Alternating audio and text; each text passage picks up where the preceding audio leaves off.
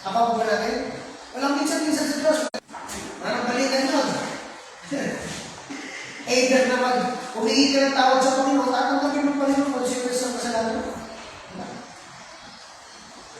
Kaya tandaan natin, kahit na yung mga kaibigan, mga kapamilya natin ay masaya doon sa bagay na galit ang Diyos. Naninibigan ka.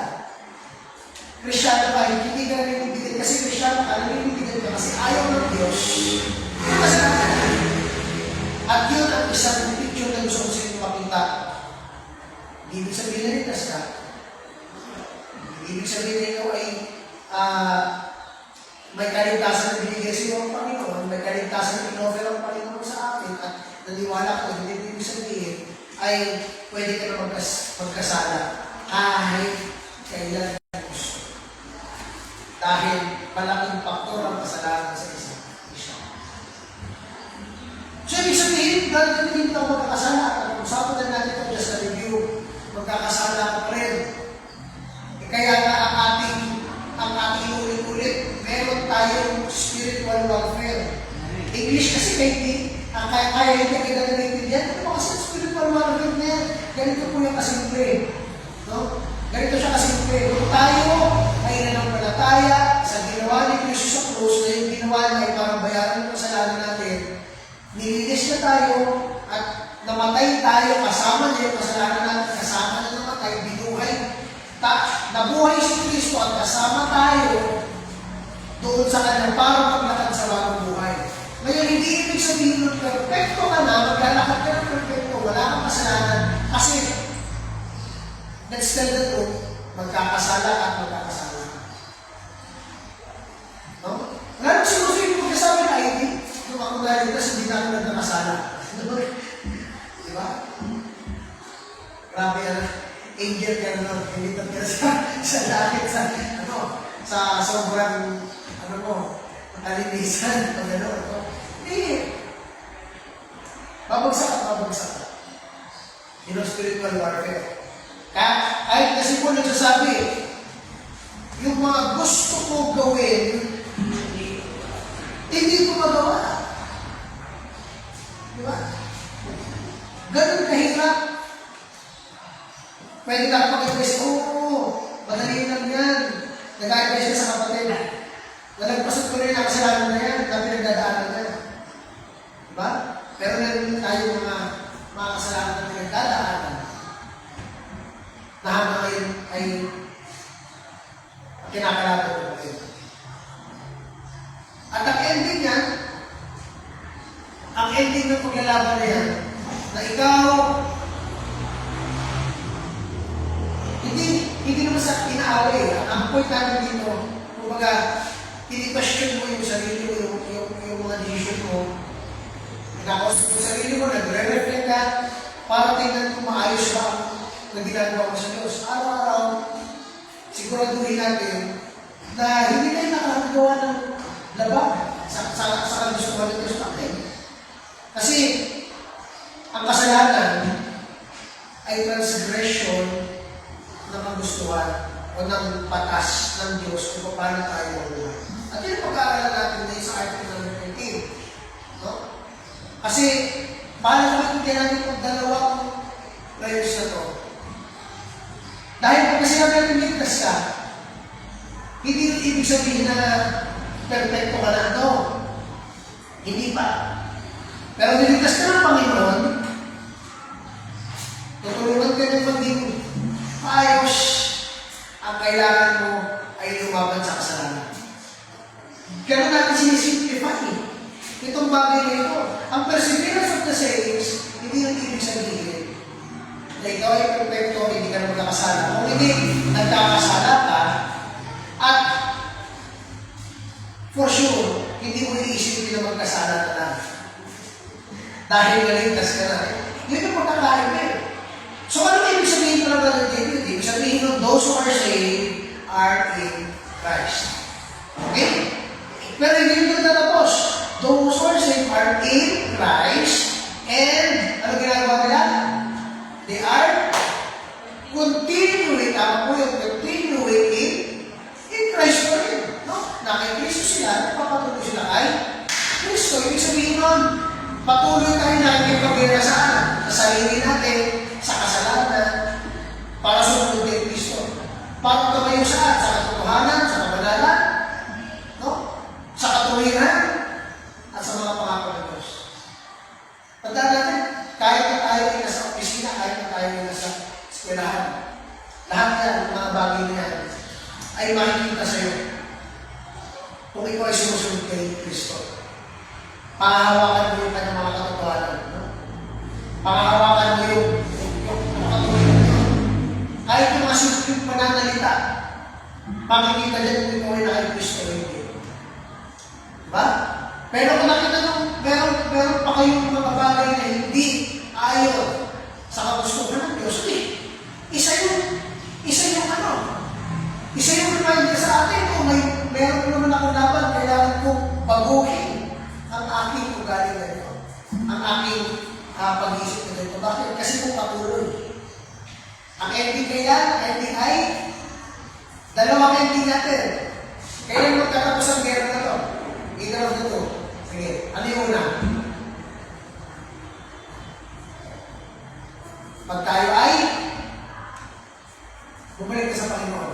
O pangalawa, pag siya yung unang bumalik, at tayo ay, buhay pa. No? Yun ang dalawang ending nitong pagpapatuloy na. Kasi pagkatapos ito ay makakasama natin ang napag-usapan natin yung dalawang susi, no? Sa ating na tinatawag ng perseverance of believers. At nakita natin na doon sa pinakauna, okay, nakita natin na ang pananampalataya kay Kristo ay ang ugat ng pundasyon kung bakit sila nag-persevere. Ugat, ibig sabihin, kung tayo ay magpapatuloy, ang isang pinakamahalagang bagay sa isang Kristyano ay ang ugat. Saan ka nakaugat? Kung nakaugat ka sa simbahan mo, kung saan ka nagsisimba, pag yung simbahan na yan ay nawala o nasira, mawawala na rin. Iparang mo tayo. O kung nakaugat ka sa isang leader, pag nawala yung nagkasala yung leader na yun, mawawala na rin. Dapat ang ating ugat ay naka Kristo. Ang ating pananampalataya ay nakaugat kay Kristo, siya dapat ang pundasyon. Kasi siya ang dahilan kung bakit tayo papatuloy. No? Imagine, magtuturo ka sa mga bata, dati 30 Sunday school, students, 30 students, tapos pagkatapos ng ilang buwan, 2 na lang, wala na to. Kakatawa, 2 na lang. Bakit? Kasi wala kay Kristo yung kanilang ugat. Diba? Kung hindi nakaugat sila sa mga superficial na bagay, no? Habang maganda yung ministry, maganda rin ang pagsisilbi. Nung nagkakaroon ng hindi maganda sa ministry, wala na. Diba? Dumating ang problema. Naghina na hindi ng church. Diba? Ibig na bumalik agad sa Diyos. Ibig na bumalik agad sa pagpupuri sa Diyos. Lalo kung nalipot why? Ang sabi sa Matthew, tayo ay nakaugat. Pero, yung pagkakatanim natin ay mababaw. Kaya, tinanggap nila yung saya ng kaligtasan, pagtapos sila tanggapin, dumating yung problema, mabilis. Mabilis, nawawala ka nila ang pananampalataya. Bakit? Kasi hindi sila nakaugat sa tamang lupa. At tayo mga kaibigan mga kapatid, doon sa ating second, okay? Sige nga, ano yung ating pangalawang susi sa perseverance of the faith? Yung una, ang foundation natin must be Christ. Ano yung pangalawa? The source of power is sino? Ang Panginoon Diyos. Ang source. Ano magkakaiba ng root at ang source? Yung root, ikaw ang magsisigurado na ikaw ay nakaugat kay Kristo. Ang source namin, mga kapatid,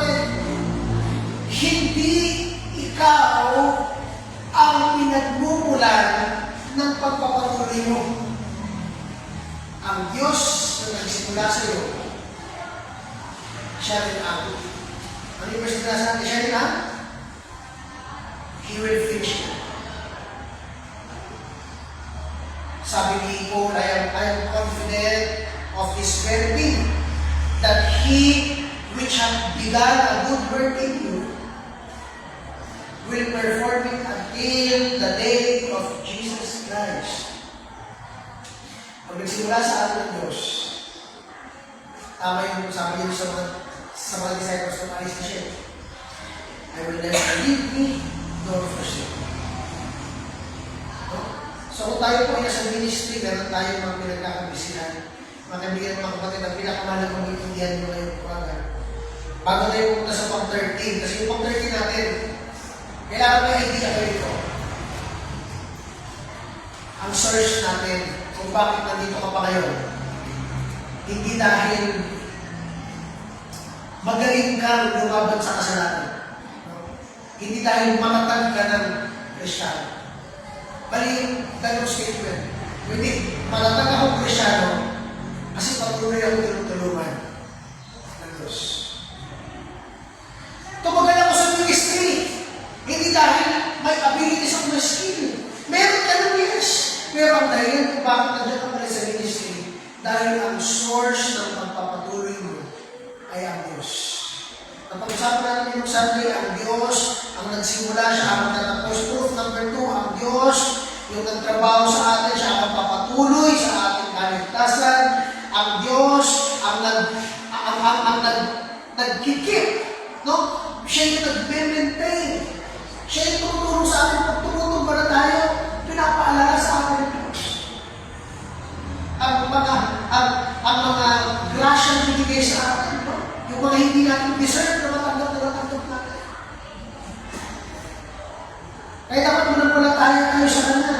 Hindi lang sa masayang tayo, pero sa mga problema. Doon sa proof number 4, na-overcome natin yung mga problema natin, yung mga kaaway, yung kasalanan, na-overcome natin hindi dahil magaling tayo mag-adapt, kung hindi dahil mas makapangyarihan ng Diyos sa mga bagay natin. Kaya kailangan sa Kanya tayo lumapit ng pagtiwala. 1 John 4:4 pa, isa sa mga puwing natin verse, kung memorize ito, Year of God's children and have overcome them. How? Because greater is He that is in thee than he that is in the world. And then yung last proof natin kung Sunday is simply this. Siya ang makakatulong sa atin. He is able to keep you from falling and stumbling. Yun ang Diyos. Siya ang nakakapaghawak,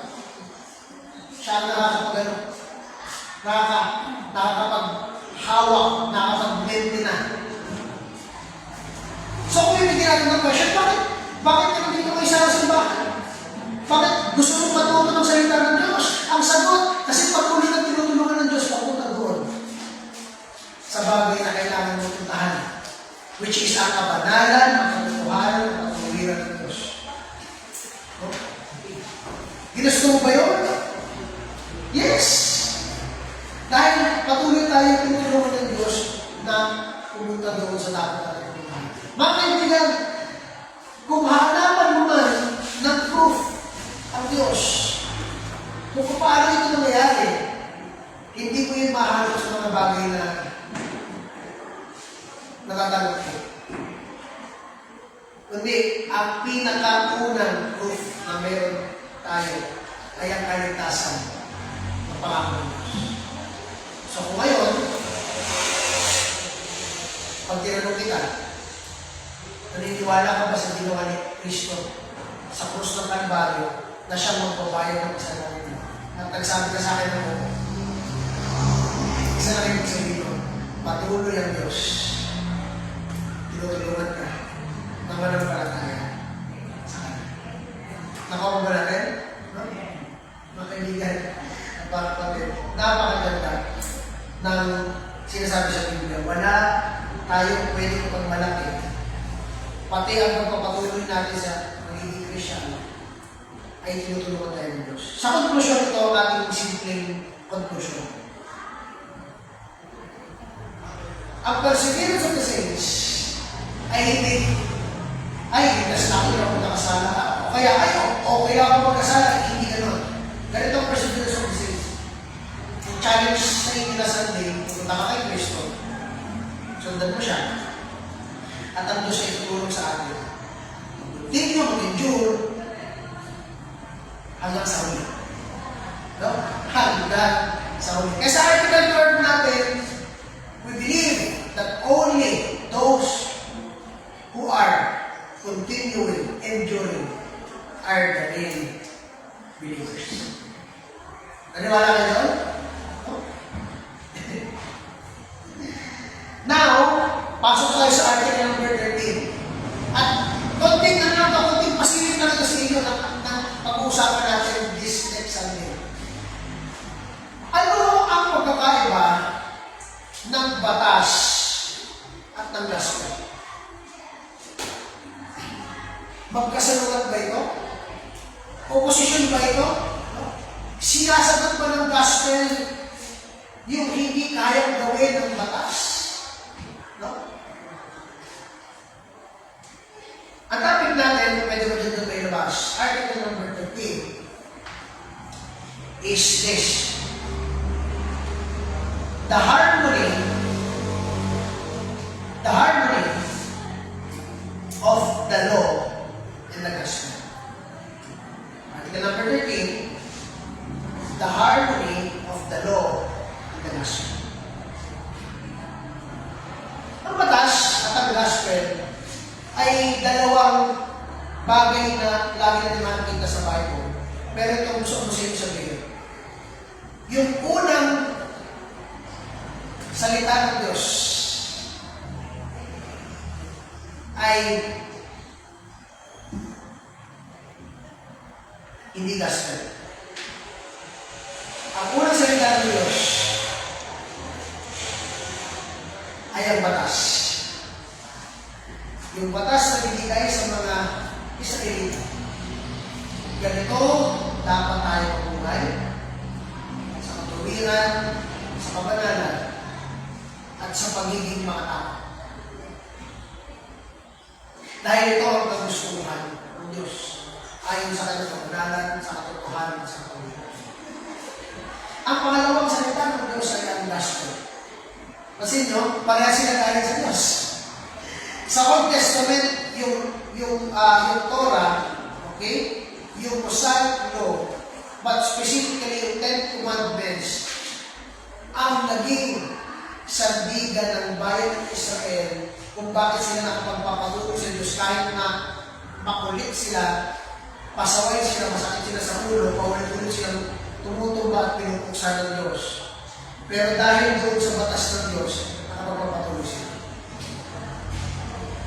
Yun ang binigay ng Diyos sa kanila para magpapatuloy. Sa pangalawang banda, ang gospel ay dumating para naman bigyan ng kaligtasan at pag-asa ang lahat ng makasalanan. Bakit hindi kapatid? Meron tayo mga marinig ngayon bago tayo mag-start. Meron tayo mga marinig ngayon. Dahil nakikristo na tayo, ay wala, hindi na.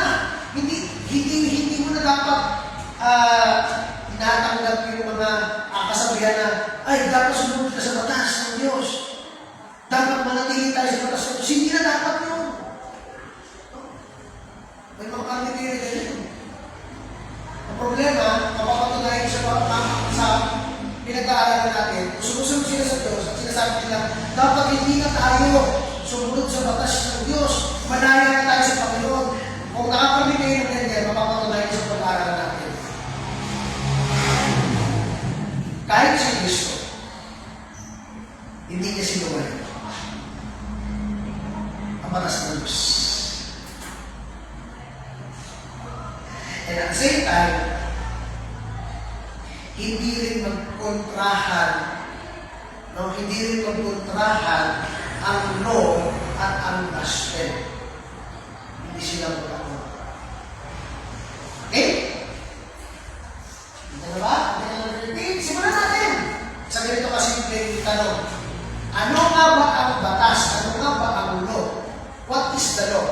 Sabi ng dictionary, ganito ang law.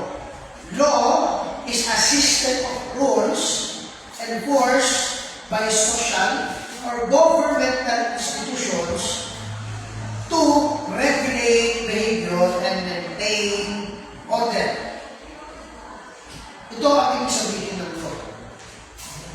Ito ay mga grupo ng mga rules na ini-enforce ng isang societal organization or group or isang governmental institution na ang purpose ay mag-regulate ng behavior and maintain order. Okay? So, dito kayo ng isang example ng law. Sa isang classroom, no? Pwede magsabi ang teacher ng law. Ano ang law na pwede gawin ng teacher nyo? Okay? Example, pagpapasok kayo sa loob ng classroom na magsuot kayo lagi ng shoes up. Sabi yung shoes up. Yung nilalagay sa sapatos. No? Yun na yun. O kaya sa loob ng bahay. Okay? Pag alas 10 na, wala nang gising. Dapat tulog na lahat. That is a rule, that is a law. No?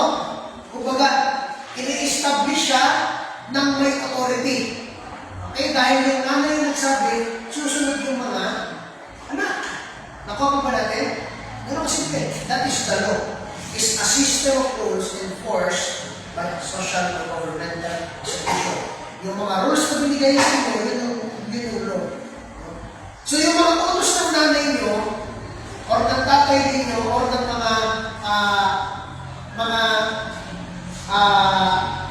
may authority sa inyo, kung nasaan mga yung organization, yung mga rules na yun, ang tawag doon ay law. Sa atin? Okay? So yung mga high school pwede sabihin, ito yung batas ng aking nanay. Rule number 1. Alas 10 na tulog na. No? Rule number 2. Ito yung commandment ng birto ni Mama. Makain, sabay-sabay. Ganon. Ang natin? Okay? Iba't ibang rules, pero ang tawag sa kanila sa kabuuan ay law. Now, what is the law of God? Next question. What is the law of God? The law of God is the rules and system of rules given by God regarding how man should live. Okay? Napakahalaga nito. Nasimulan natin sa dito kasimple. Ano ang batas? Ang batas ay set of rules na binigay para mag-maintain ng order o para mag-regulate ng behavior, para bantayan yung pagkilos kung walang gumagawa ng masama o ng mali. Okay? Pangalawa naman, pinag-usapan natin ang law of God. Ito yung rules and system ng Diyos na binigay ko kung paano mabubuhay ang tao. Tandaan niyo po ito, kung paano mabubuhay ang tao. Ngayon, here's the third fact sa ating pag-uusapan. What is the first law of God to man? Okay? Okay, wala mo naman bukas sa Bible? Wala mo naman bukas sa Bible? Sabi ko na, tanongin ko kayo. Tingnan natin. Kung gusto nyo makakuha. Pag nahulaan ito, mauna kayo sa lunch mamaya. Tanong, ano ang unang batas na binigay ng Diyos? Meron pa kayo po, sige. Ano ba? Ano ba?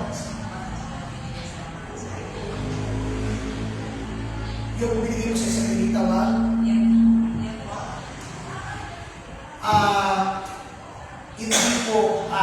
Hindi yun. Meron pa mas nauna sa kanya. Sige. Sino mo mag-try? O yung may kilo na kayo, may... Walang mo naman bukas sa Bible, mas Bible mo na... Siyempre, para lahat, fair tayo. Sige, sino muna. Ano? Ang unang batas na binigay ng Diyos. Nakalsa na po kayo. Give chance to others. Dasyon na ito po?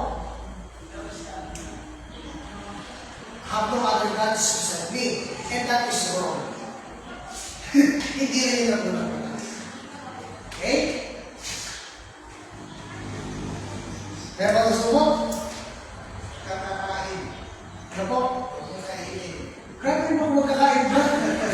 Paano na yun? Paano na yung buhay yan? Sabi ko nga, talaga naman siya. Dahil siya nakita na po. Eh, ayun mo lahat. Ang nasa paligid. Di ba yun sa ulo ng masama ng buhay? Okay. So, tama yun. Buksan natin sa Genesis chapter 2, verse 16 17.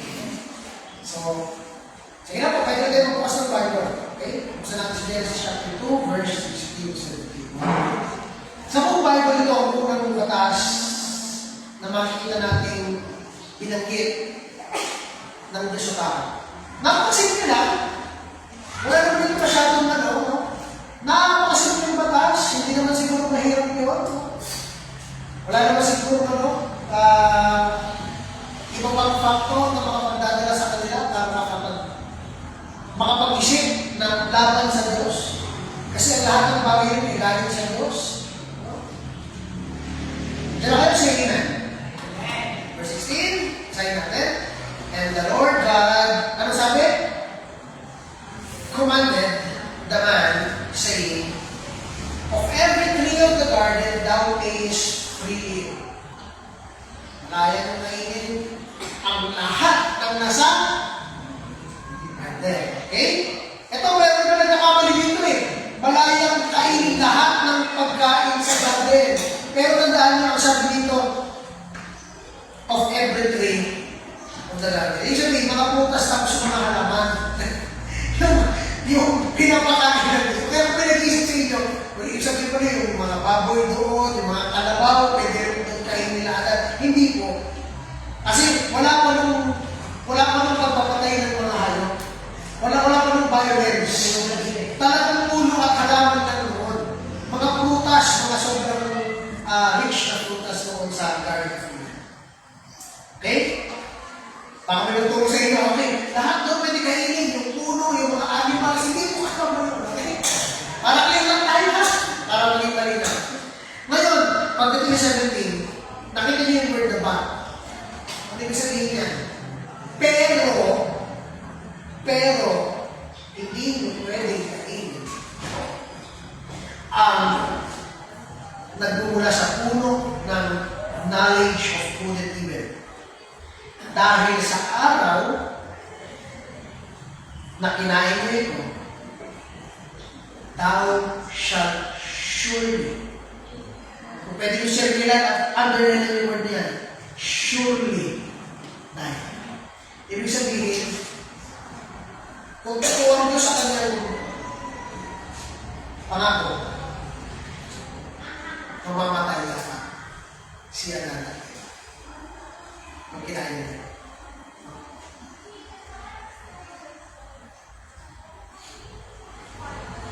Ngayon, na-spoil na kayo dito kasi nabago na ng portion. Ano ginawa nila? Nasunod ba nila ito?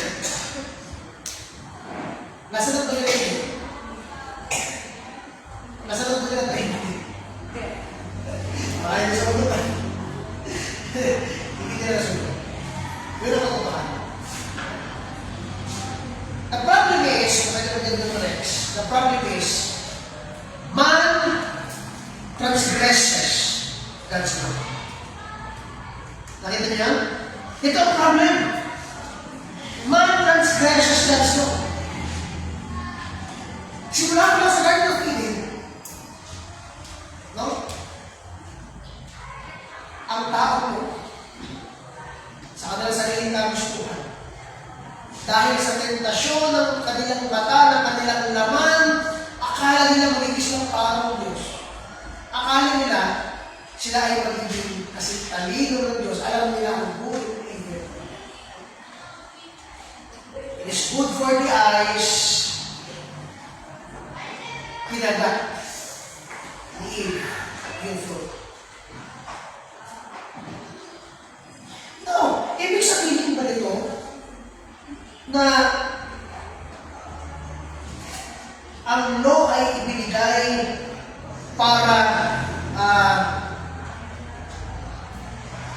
para bigyan ng limitasyon ng tao? No? Ang law ba ay binigay para pigilan ang mga tao? Ang law ba, ang batas ba ay binigay para lang pagsamantalahan ng tao? The answer is, the law is given para malaman ng tao ang kasalanan.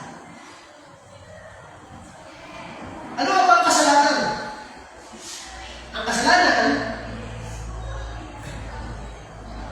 ay hindi napakahirap intindihin.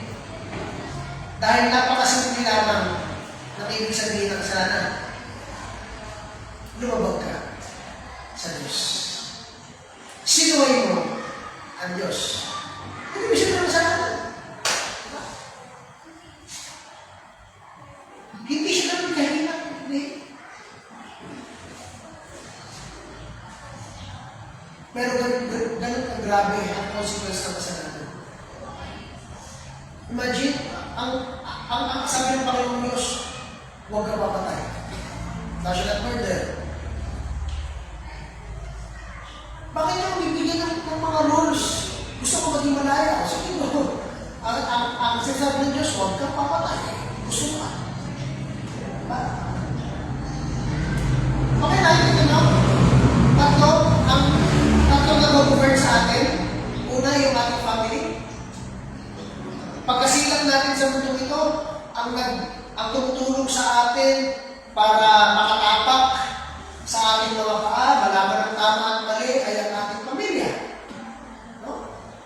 Yun ang ating unang mundo, maliit na mundo. At yun ang ating unang maliit na gobyerno. Yun ang ating unang maliit na authority. Pag lumabas ka na dyan, doon na tayo sa government. Diba? Hindi ka mag-gobyernohan ng nanay mo. Pag lumabas ka sa government, hindi ka sasaluhin yan. No? Kung siga-siga ka sa bahay mo, paglabas mo, may nakikita ng tao yung nasasaluhin ng ibang tao. No? Pero kung pati ang gobyerno hindi ka mahuli, akala mo nakatakas na daw, hindi ako nahuli. Nakapagtago ako, magaling ako magtago. Pag namatay ka, sabi ng Revelations 21:8, ikaw ay may parte sa kadagdagatan ako. Wala kang takas sa consequence ng kasalanan. Nakuha ba natin? Yun ang ginagawa ng batas. Hindi ka kinokondem ng batas. Kung hindi pinapakita ng batas ang kasalanan. Let's look at Romans chapter 3, verse 20. At siguro dito tayo magtatapos kasi intro pa lang ito ha. Para mabigyan kayo ng idea kung ano pang ibig sabihin ng law. Romans chapter 3, verse 20. Anong sabi dito? Okay? Dila kayo sabihin na yan. Okay, isa pala, about the others. Dila po kayo? Ayaw po. Dila po. Okay, sige, mabasin natin sabay-sabay. Romans 3:20, ready? Read. Therefore, by the deeds of the law, there shall be no flesh be justified in his sight. For by the law is the knowledge of sin. Sa pamamagitan ng batas, we become conscious of sin. Sa pamamagitan ng kautusan, doon natin nakikilala ang tinatawag na kasalanan. You see that? We become conscious. We become conscious of sin. Gusto ko makinig itong napaka-importante bagay nito. Dahil wala nang iba pang makapagbibigay ng kasing linaw ng verse nito para ipakita sa atin na ang batas ay nilagay dyan hindi para kamusukin o kontrolin ng tao, limitahan ng tao. Kung hindi nilagay dyan para malaman ng tao kung ano ang mali, ano ang magiging kapahamakan pag ikaw ay lumabag sa Diyos. Nilagay dyan ang batas para sabihin sa tao, huwag kang gagawa nito kasi ito ay mali. Nakakawag ba natin? No? Yes po.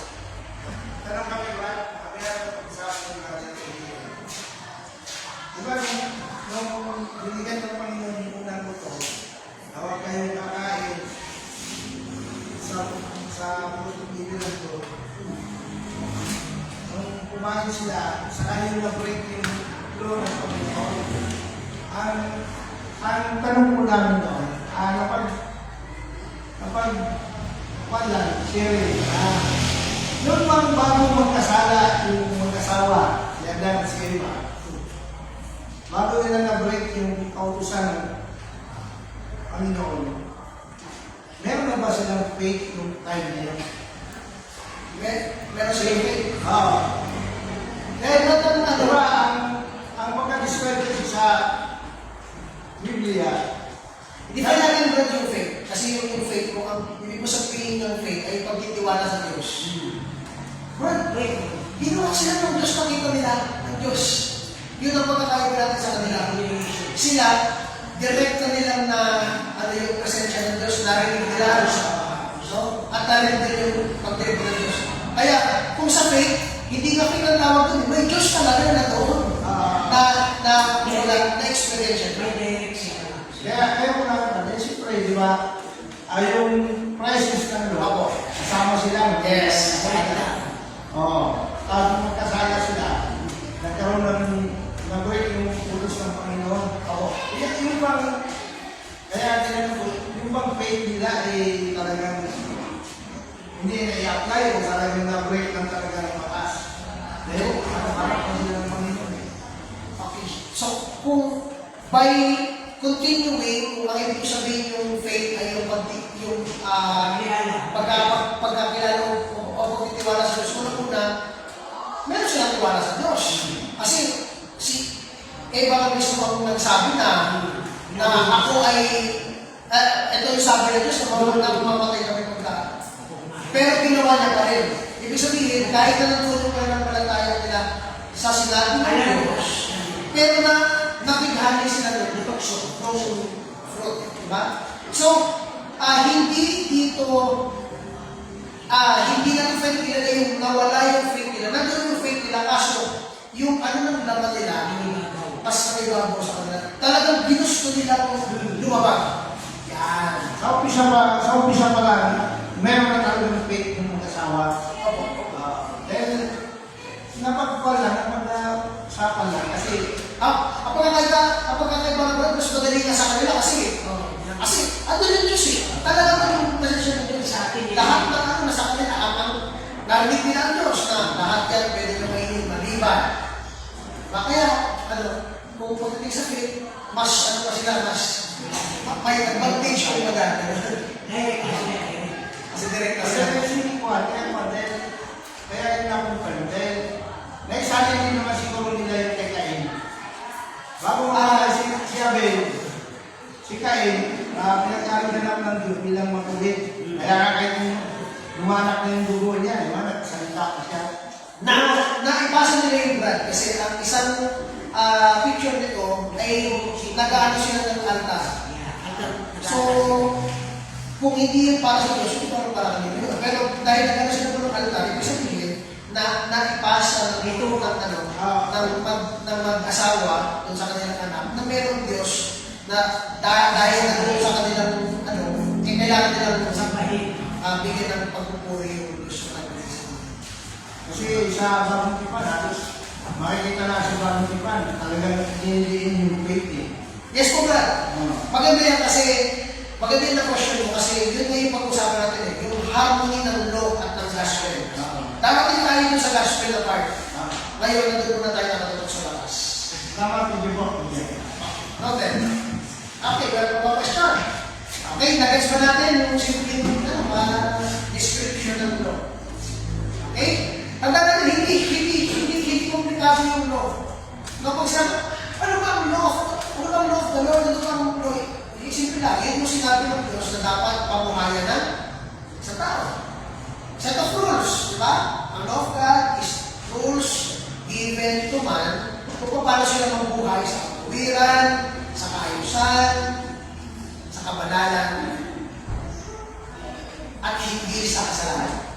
No? Pag lumabag ka doon, ang tawag doon ay kasalanan. Sin is the transgression of the law. Okay? Diba? Nag-gets natin? Nakuha po natin? Okay? Pero lang kasimple. Kaya, let's close with this. Ulitin ko lang po ulit ang purpose ng batas. Ang purpose ng para ipalam sa'yo ang ayaw ng Diyos. Okay? At para ipalam sa'yo kung ano ang standard ng Diyos. Pagka sinabi niya huwag kang magkakaroon ng ibang Diyos-Diyosan, hindi manatili ka sa Diyos. Kasi yun yung pumatas na. Huwag kang magnanakaw, huwag kang papatay, no? Huwag kang mag-confess kung hindi naman sa'yo, hindi. Diba? Huwag kang gagawin mo. Nakaupo ka natin. Amen po ba? Reverend David, bakas na naman yan. Again, hindi ito para nagtilahan tayo o hindi para ipakita sa atin ang standard ng Diyos. Kung kayo nakasunod ng Diyos, syempre, susunod kayo sa gusto ng Diyos, di ba? Kasi kung ikaw, ano ka, ikaw ay nagluluto, syempre susunod ka sa isang cookbook. Ano, magtsampa ko, magaling ka rin, pagkapanganak mo, ano, Gordon Ramsay ka na.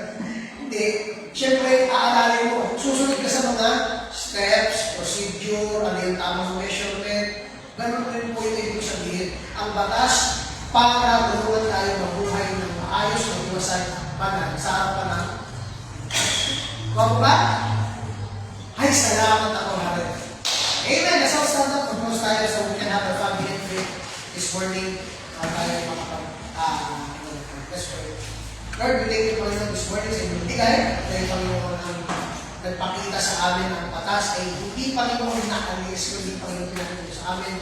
Ang batas, Panginoon, ay simple ang inyong standard, ang inyong, Panginoon, way para ipakita sa amin kung anong mali. Lord, salamat, Panginoon, dahil po dito sa mga commandments na ito ay maiiwasan namin yung hindi. We thank you, Lord, dahil naman po yan. Bless yung Panginoon sa service na naman ng Panginoon po yan. Sa mga Jesus. Amen. Okay, kita